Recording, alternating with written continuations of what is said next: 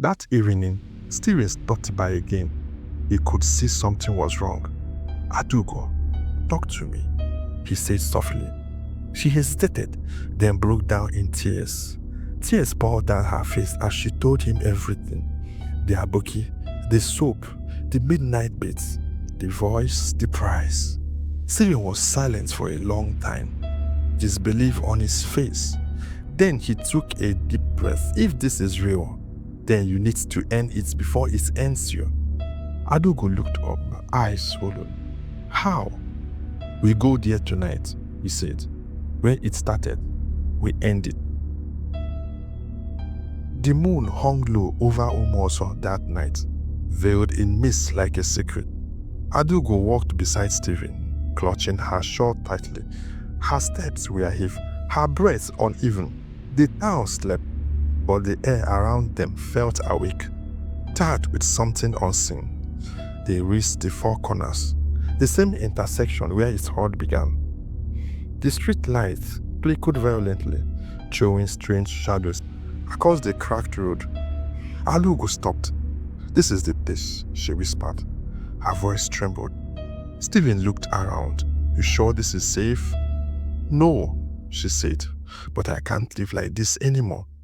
She knelt, setting down the old bowl and the cracked bar of soap wrapped in a cloth. The faint scent of rain and flowers rose from it, the same scent that once made her believe she was special. A gust of wind swept through.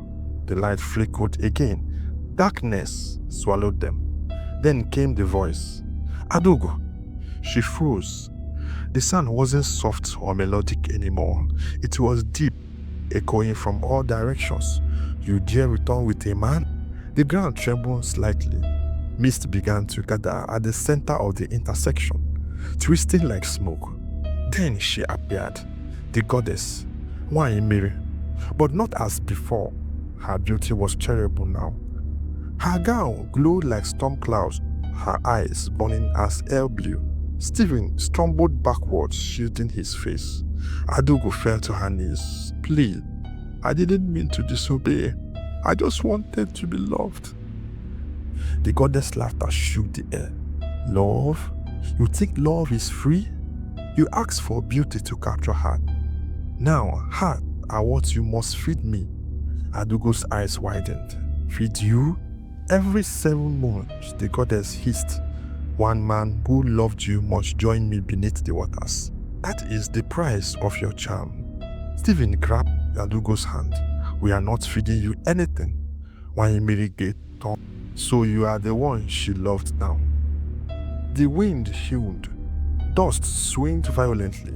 The air grew so cold it stunned their skin. Adugo screamed as the goddess stretched out her hand. Water rose from the bowl, twisting like a serpent around Steven's leg, dragging him towards the mist. "No!" Adugo cried. She clung to him, pulling with all her strength. The goddess' voice thundered. "You cannot save him. You belong to me," Steven shouted over the rout. "Adugo, destroy it! What? The soap! Break it!" Her hand shook violently. The water now coiled around both their legs. Steven gasped for breath. Adugo reached into the bowl, snatched the soap and raised it high. "If this is what you want, take it, but leave me alone." The goddess shrank. "You dare defy me?" Lightning split the sky. The streetlight flickered back to life, flashing white against her ghostly face. Adugo hurled the soap to the ground. It stuttered. The blinding light burst from the intersection, knocking both of them backward. The wind roared like a hurricane. The goddess screamed, a sound that tore through the night before dissolving into silence. Then, stillness. The light faded. The mist cleared. The seat was empty. The cracked bowl lay in pieces beside them. The soap gone, only a faint scent of rain lingered. Adugo's body shook as she looked around. Is she gone? Steven nodded weakly. It's over. She burst into tears, a mix of relief, guilt, and exhaustion. I just wanted to be enough. she sobbed. I wanted to be seen. Stephen pulled her close. You are enough. You always were. You just didn't believe it. They stayed there for a long moment.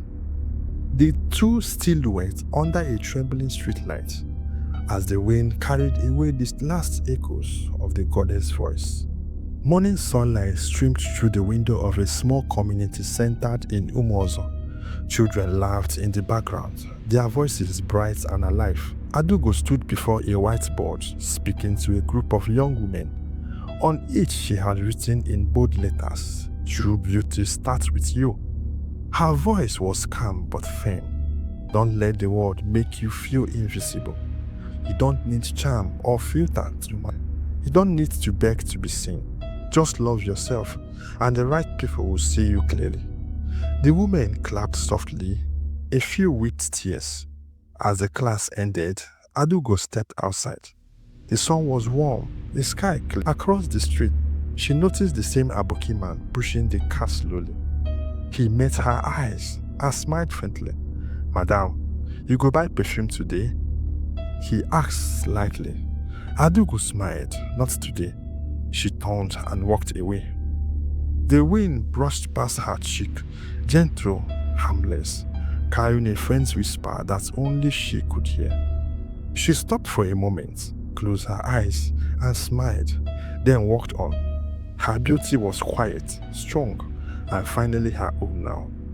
The moral lesson of this story teaches us that real love doesn't need magic. What's built on lies fades with the dawn, but what's born with truth shines forever.